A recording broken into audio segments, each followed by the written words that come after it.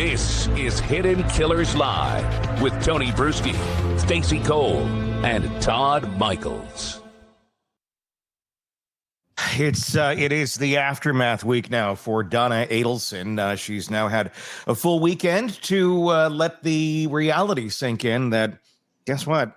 You've been found guilty. All of your, those reactions. You remember the Donna Adelson, It was a visible cry, a visible scream, a visible moment of disgust in the courtroom last week when Donna found out her fate, that she would, basically be spending the rest of her life behind bars. I don't know if it was the reaction to that fact or the fact that people saw through her BS and eventually was called out to it on such a public forum. We're going to break down everything that happened last week, what the future may hold for Donna, Harvey, and Wendy. Yes, everybody's a favorite American family.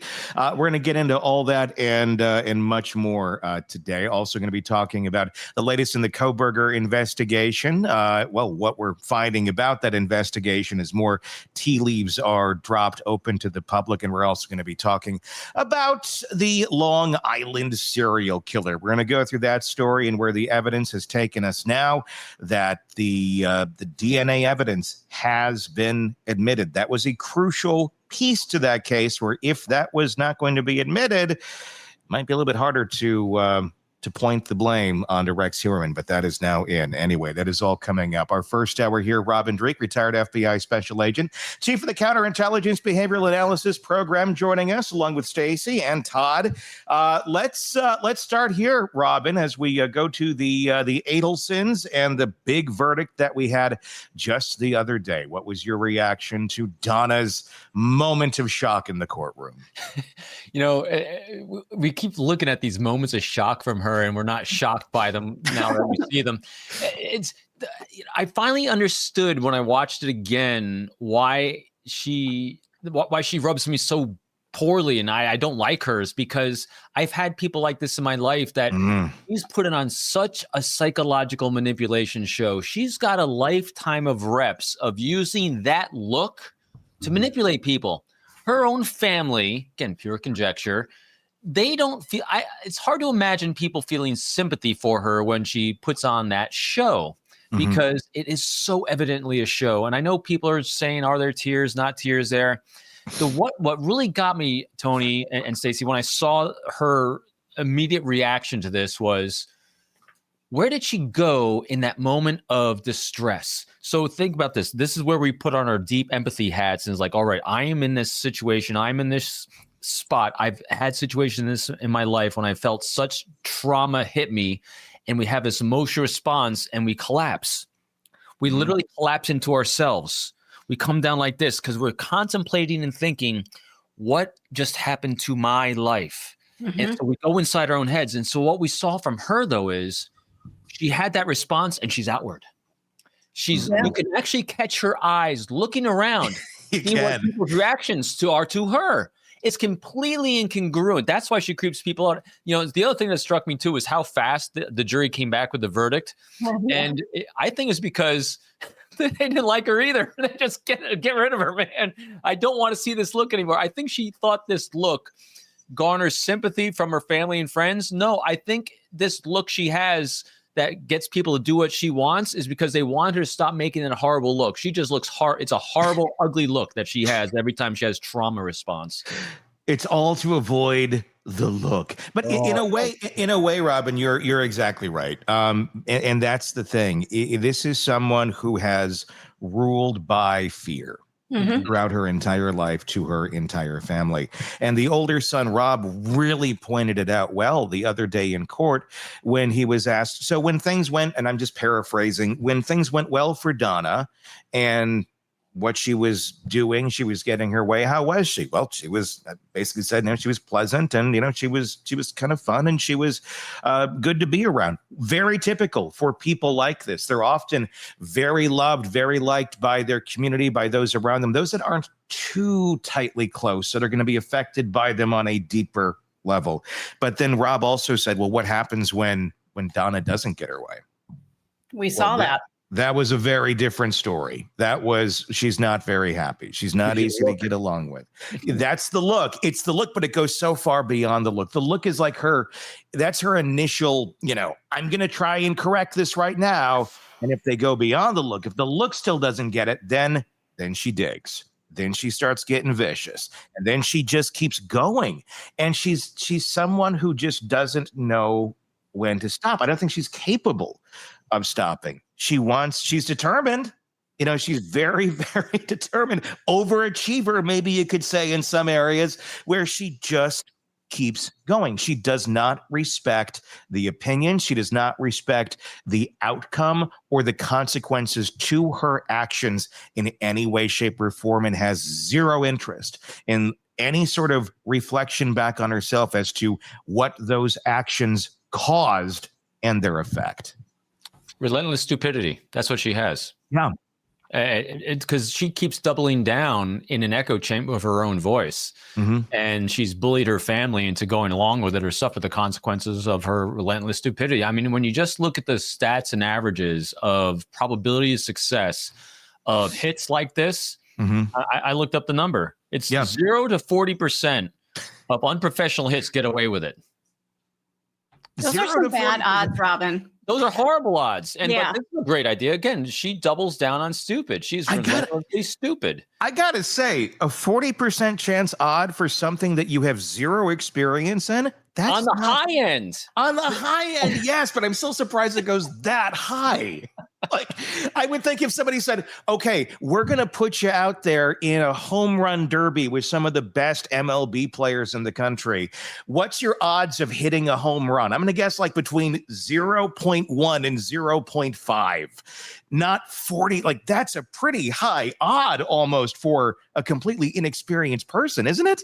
It's just ridiculous. And the other thing too that compounds the relentlessly stupid is the number of people that were involved, because that decreases your odds down to zero even more. Again, remember, it's 40% of people, and it's very rare that people do this to begin with. 40% get away with it that actually might have 3 marbles rolling around, not half of one like Donna. Yeah. The other thing that she totally undermined herself and the whole family did, especially her, was that she has her emotional regulation, as we see, is horrendous, which means that her mouth won't stop running because it's running in a safe, as she thinks everything around her is a safe place.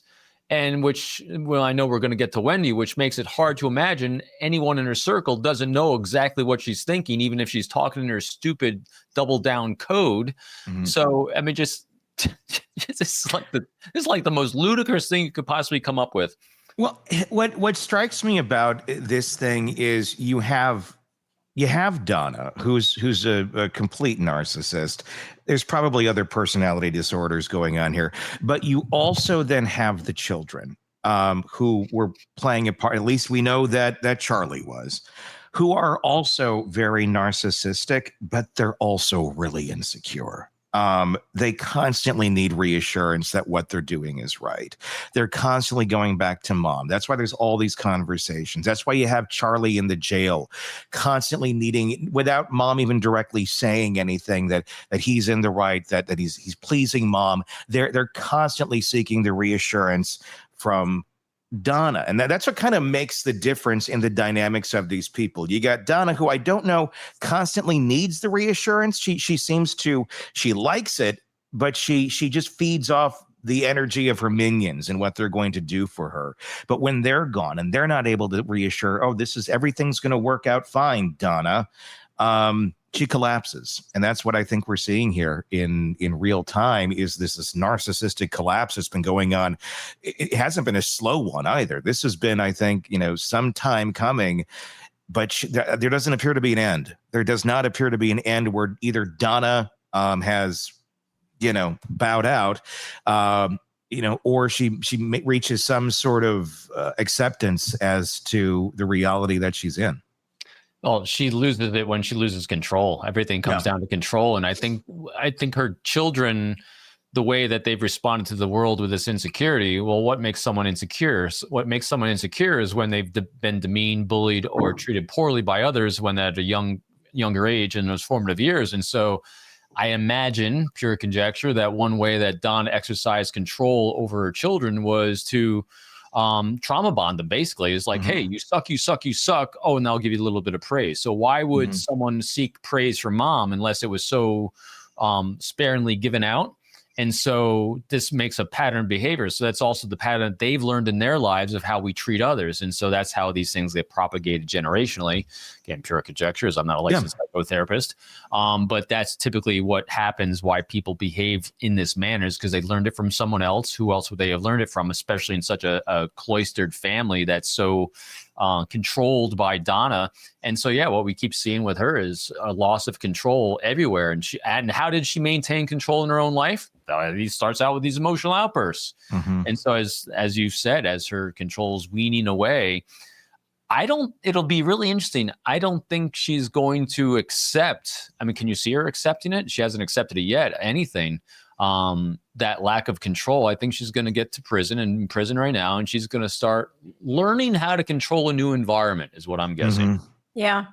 I think she is going to take a few days to be depressed, cry a bit. And then she's going to start looking around and finding the ones in that population that can be manipulated.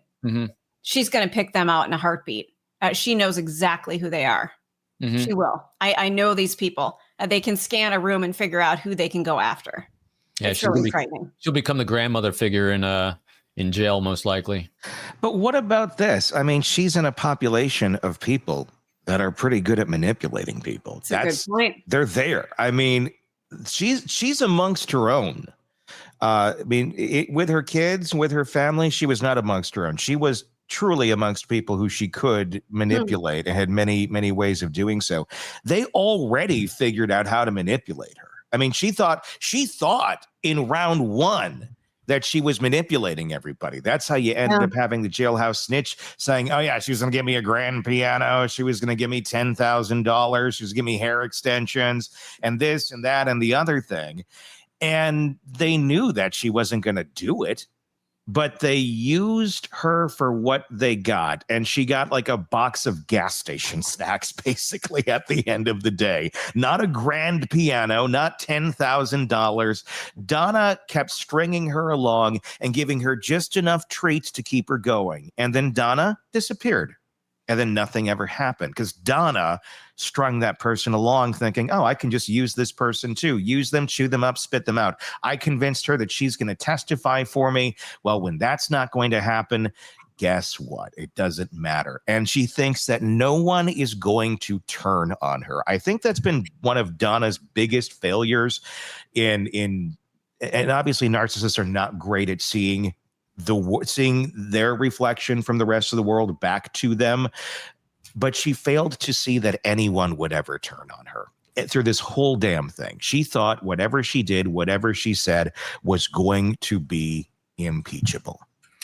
Yeah, she thought she's a lot more likable than she actually was. Yeah. And the interesting in the jail scenario, when you look at it's going to really come down to the population that she's in, because on the female side of prison, there tends to be more white collar type crimes, and to Stacy's point, a lot of these people in there are skilled, but at the same time, if you're dealing with low recidivism, white collar crime, I really don't. It'll be interesting. If it's different than the male population than Charlie's in, no doubt. So, but again, I don't know where she's going to be, and I don't know the situation. The problem is you want her to feel suffering, and I don't know how. In other words, she's not getting Kobergered. Right. I don't know that Koberger's feeling suffer. Well, I mean, he is. He's clearly he's writing. He is. You're right. He is. Don't burst my bubble. He's having a horrible time. He is having a horrible time. I was just going to say, is he capable of? And he is I think in different ways than how we would feel it. And I think Donna's uncomfortable. Is Donna will feel suffering, but is it for the right reasons? Is it because she's uncomfortable in her current setting, or is it because she feels bad about what she did, that she participated in the murder? I don't think there's any guilt with her in that realm whatsoever. I don't think so. I don't think she feels guilt at all if she had. So when you do a murder for hire, there's always time to back out. So if she had felt guilt at all, she would have backed out at some point along the way. So no, I don't think there's any remorse or guilt because she hated that guy. And so when you're so full of rage and hate and you're living in an echo chamber where everyone else is agreeing with you, why would you have guilt or remorse? Her only remorse is that she can't, be there controlling her family and in her mind, be there for her family, be there for her grandkids. Because the first actions that they all took after the murder was that, they ostracized the grandparents from them as well. I mean, this is all about control, 100% control. I think that's what really made me hate Donna more than I already do. Was seeing the victim impact statements that we did the other day of the Markel children.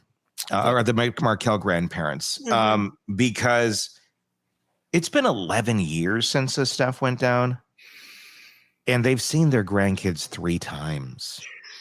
So they've missed their entire childhoods.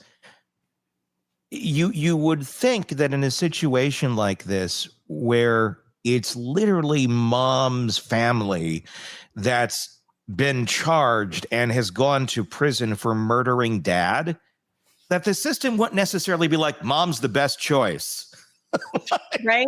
Like, I this feels like a system failure to me as well. I mean, granted, Wendy has never been charged with anything. Maybe that's where they should have dug a little deper into mom early on, because now just look at the stats. You can't see my research there. The stats are saying, the probability of it being her, because this is what, I'm not a profiler, I'm a behaviorist inside the FBI, but what the first thing profilers do is we look at the research, we look at the stats so we can start filtering out possibilities and bring to the forefront probabilities. Yeah. And, when it comes to murder for hires, they're what number did I give you, Tony? It's like 66%. It's spouse that initiates. And so if you are the Child Protective Services and we have a murder for hire, underway here, the last thing, they are literally put a 66% chance that they're giving the children over to the mother that might have committed the murder or been involved. I feel like the system really goes against men in this regard. And I'm speaking, I don't have kids.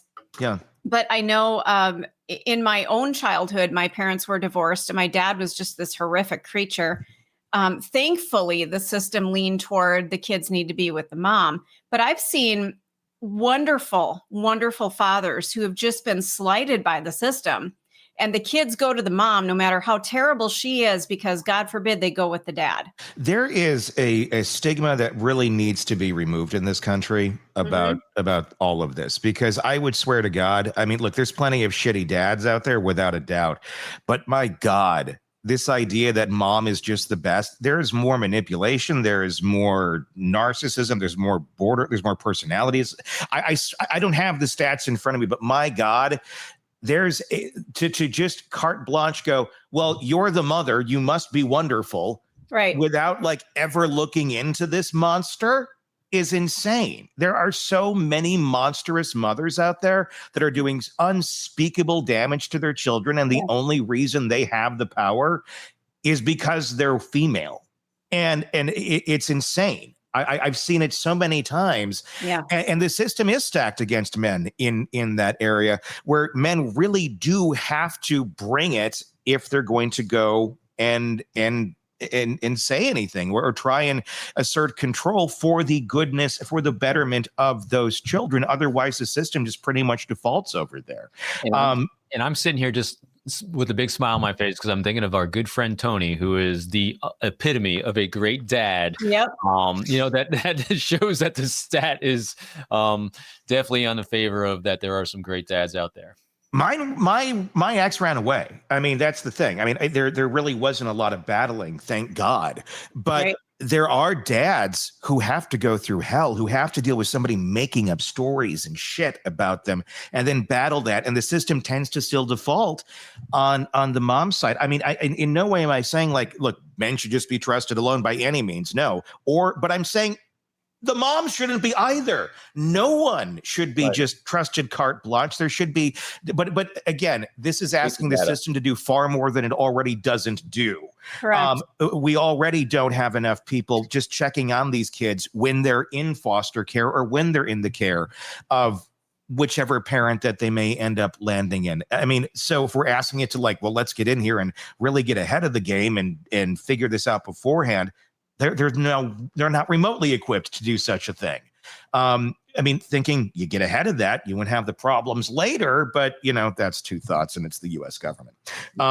So that's a whole other podcast that we're not doing. Exactly. I mean, I'm not getting political, but I mean, it's such a broken, damned system that it's easy for us to sit here on the corner and say, well, we should do this. We should, of course we should. We should be great. But the thing is, the public as a whole doesn't want to deal with it. It's an icky topic. It's a yucky topic. And we'd rather just sit there and pretend that everybody's going to do the best for the kids and things will work out. And if this isn't affecting our family directly, then it's just those other people's problems and they made poor decisions. So that's how they got there. That's not always how it works. No, I mean, we've covered so many cases, Tony, where child protective services. I mean, how many times have you and I talked in the last 3 years about child protective services? Oh my, Oh, it's nauseating.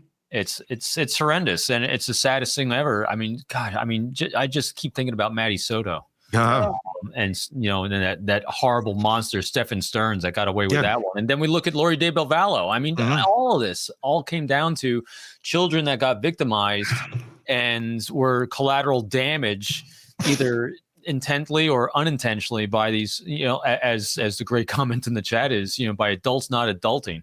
Yeah, I mean, and I fucking hate that term, adulting. Too. I know.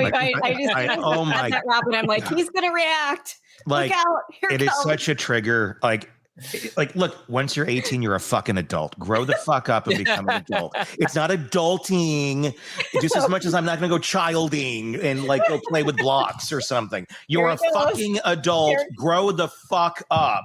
It's not adulting day. You don't have the option anymore. It's not a choice. Robin, the can is open. I didn't do it. What is this? Assassin Class Y did. Oh, it's all right. We love you, though. Thank you. My God! But I mean, it is just so frustrating, watching all of those dynamics play out in so many cases. When you have, and like going back to the Adelsons here and all of this, and it does look like they're closing in on Wendy. Obviously, again, she's never been charged with anything. So this is all speculation, but maybe they should have looked at her sooner. Maybe they should have tried to dig at her deeper, because now you got her kids that are like mid-teens, and if mom goes away, I mean, that's going to be even more traumatizing. They're already dealing with the shit of their family and trying to figure out this stuff. And they're not little kids here where they can protect them anymore. Guaranteed, this is up for discussion, and God knows what's going on in that house, with Wendy and the kids and what those conversations are. That's got to be horrific. And then now to be fearing that mom might be going away after all of this. And look, there's a lot of evidence that points that Wendy had some ideas here, that there was some knowledge. And I'm sorry, I don't buy anymore that she's a lovely human being and it's a complete victim of circumstance. And what really screws her over in my mind at the end of the day, long point coming, is the fact that she's not let those grandparents see the grandkids after all that time.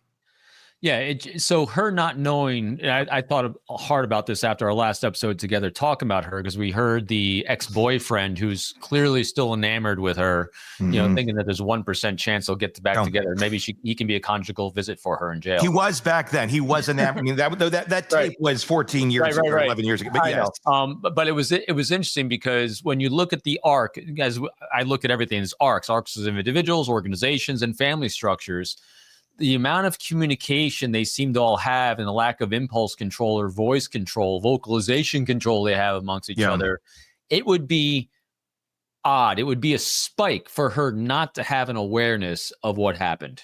And now whether they have evidence of that or something like that is, I was watching a lot of lawyers because, as you all know, I'm not a lawyer. I don't do prosecutions. I was an investigator and a behavior. Oh my God, I thought you've been a lawyer for the last 3 years. I guess some people love coming at me on lawyer stuff, but dude, I just comment on behavior. I know. Smart guys. Sometimes you don't have to be a lawyer to be a smart guy. No, you don't. No. But I was watching, a lot of lawyers talking about this case and why they didn't go after her first, and again because Donna, they picked up that she's going to flee the country to a non-extradition country like Vietnam, so they had to go her. Or the fact that, maybe Wendy, instead of having half a marble like Donna, maybe Wendy's got 2 marbles rolling around. And so being a lawyer herself in some way, she knows how to not talk in code with her brother in prison. So maybe she was a little bit more sleuth with her communications. Who knows? Or maybe like guilt, innocent proven guilty. Maybe she really is the only family member, with the exception of the brother, that ran like a smart guy years ago. That didn't know what was going on. And being a go ahead, Stacy. A quick question, Robin. How many marbles are we supposed to have? At least 3. Okay. At least. One of them needs to be the one that you flick, the one that breaks the other ones up. I like 3. I'm just curious. I'm just doing a little self-assessment. So I just want to know how many I'm supposed to have versus how many I'm thinking 3, because because when you hear the expression, always got 1 or 2 marbles rolling around upstairs. If you only hear people saying 1 or 2 marbles, and I guess 3 is the standard. Okay. If you got 4 or 5, it's like you're doing pretty good. We're at Weinstein level. Yeah. Okay. Thank you for the clarification. My highly technical terms I like to use and throw around. I love it. So that's what got me on Wendy. And look, there's plenty of situations where grandma and grandpa should not be in the picture because they're going to be toxic, and it is up to the mom and dad to protect their kids from repeating the cycle of abuse, mental abuse, physical abuse, whatever it may be. No matter how much mom and dad have changed, or grandma and grandpa have changed, or claim they've changed, although maybe they really haven't, and you know it, and you'd rather not subject your children to that. There's certainly points for that. I'm not saying a carte blanche grandparents should be able to see their grandchildren, because they feel like it. But I'm sorry, this is not a case where that's that. This is a case where it's insane. They had to literally get legislation passed to see their grandkids. Be after the family murdered dad. That is effed up. That is completely effed up. Adelsons will, of course, keep following him. I know the other day, Georgia Kappelman, in a brief interview outside of the courtroom, I believe with Court TV, was asked about Wendy, and she said, "Stay tuned." Yeah, I watched that. Stay tuned, everyone. And I'm seeing like 70%, 60 to 70% are saying they're going to go after the other side. They won't, because they would have done it already. So stay tuned. I think, hey, why not? Because someone said, if at this point they got a winning batting record, why not at least swing for it if they could? And maybe they needed to really get these, and this will spell itself out in court easier, just as it did kind of with Donna. We needed these blocks in place to build this tower over here. Now this tower is built. Now we can build onto it and go after Wendy, because the Donna tower has been completed. We have the foundation now to go after Wendy. So they showed the same arc. The lawyers are showing, the prosecutors saying that same arc of behavior about how they went to Charlie, how they went to Donna, and they build in the same way. So if we're following that arc of congruent behavior, it looks like they're gearing up to do that. I would say this one piece of advice to anybody, including Wendy. Before you have to go testify, before you have to go make a public appearance in something like this where a lot of people are watching you, be sure to instruct your Botox person not to inject you in ways that make you look like a Disney villain. It didn't work out well. I was watching some of her testimony over the weekend, and I'm just like, and I compared her to how she looked in previous testimony. Right. And she Disney villained that shit up. And I wonder if she did that on purpose. The way her eyebrows were, like, they weren't moving. They were very stagnant. And a lot of her, I was just like, God, like, did she did she go in there and say, this is exactly how I want it? Or was there like some rogue Botox person there I going, was going to say, I'm going to fuck this bitch up? It might have been somebody having an off day doing her treatments. Or not even that, just knowing this is Wendy Adelson. Oh, hi, Wendy. Great to see you. Come here. You know, You're Corella now. Have fun at trial. I haven't seen the stats on this, but I actually heard someone talking about this when it comes to people doing work on themselves like this. Yeah. I think the percentage of people that actually come out better, looking better than they otherwise would have, is so low. Yep. And like you are playing again. It's going back to those laws of averages.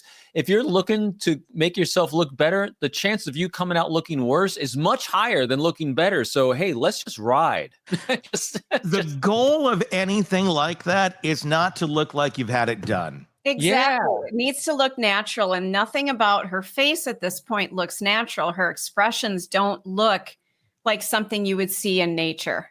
No. And look, I'm not anti-Botox. I'm not, I mean, do whatever you want, everybody. You know, whatever makes you feel good and whatever. That's up to everybody. I would just say you might want to pick somebody different next time. I know a lot of people who get Botox and you'd have no idea they were getting Botox. And that's a sign of a very successful person doing it. Yeah. Maybe it was a Groupon. Maybe she's struggling a little bit. I mean, there's a lot of money going to attorneys here. Maybe it was like, you know, we got to go to this one. It's a buy one, get one free. Buy one half of your face, get the other half off. And, you know, I don't know. Well, you don't want to just pay for the one eyebrow, for God's sakes. No, she paid for both. But like, I'm wondering again, too, like, did you double this up? Were you like, in case I get arrested, can I get double the Botox? So I'm in there long. It stays longer. Prison Botox. There's a new industry. They sneak it in. Is remember, you know, who's her audience? That for anyone doing these things, I mean, there's a lot of that goes into courtroom appearance and courtroom demeanor, what you wear. I mean, the type of, I mean, for guys that have numbered, you know, whether you're wearing a 2-button or 3-button jacket. I mean, there's a lot of courtroom appearance, and so I would imagine, for her role that she's trying to play in that courtroom, that's not a look you'd be going for. If you're trying to garner sympathy from a jury, you want to have that loving, caring mom look, not this, you know, not trying to get the glam look on. Do you think the Adelsons have any concept? No, that's it doubles down on their self-centered narcissism, and the one aspect of control is they try to control perception that they have of others, you know, that others have of them, and so that's why people do it. Is they're trying to control the perception. And when your prism is that broken, it's very hard to see. Oh yeah. Yeah. Like Karen Reed, absolutely, 100%. Yep, 1,000%. But here's the thing: Wendy is a former attorney, correct? Yeah. You think she'd know? I mean, wouldn't she? You're know? good at it. Well, no. Well, with so many folks like that, it's easy to look at other people and go, "Here's how you should do it." The self-reflection is the missing part. This is why it's so important. People need a loving critic. Yep, exactly. Yeah. Yep. I just did another podcast episode on my show today about, you know, all these exercises we can do for self-reflection are fantastic, and the path of mastery that we have for ourselves is really great. But if you're doing it in your own echo chamber, it just will fall short all the time. I mean, how many times do we see things posted on social media that you look at and say, why didn't you give this to someone else to read before you posted it? Right. Yeah. Because people think they're smarter than everyone else, and they don't have the courage. It takes courage to give it to someone to look at who might say, dude, that looks like shit. Don't post that. You know, and so for her or anyone in these situations, if you don't have someone who's like the loving critic, and so for definition here, it's someone who cares deeply about you, but not the destination that you're choosing. In other words, they're there to give you that honest feedback without being personally assaulting you, just saying, hey, here's objectively what this is, and here's what I think is going to be a cause and effect from your action and behavior. And we can do it really effectively for someone else. Like I'm really high on this because I love being that loving critic for the people I care about in my life. At the same time, though, for myself, I'm probably 60% accurate, even as objective as I and pragmatic as I try to be and tend to be. I know when I get emotionally hijacked, in other words, or emotionally tied to the outcome that we seek, We are horrible at doing this for ourselves. That's why I post anything, I do anything. It's got to go through loving critics like Tony and Stacy, and definitely my wife. I mean, my kids. Everyone weighs in. Then I make my assessment. It's like, all right, we'll do this. But she lacked it totally. Yep. That's a great point. That's 1,000% true, and a great way to live. Because no matter what, we're not good at it. We're just not. We are not good at that as human beings. No matter who you are, some far worse than others.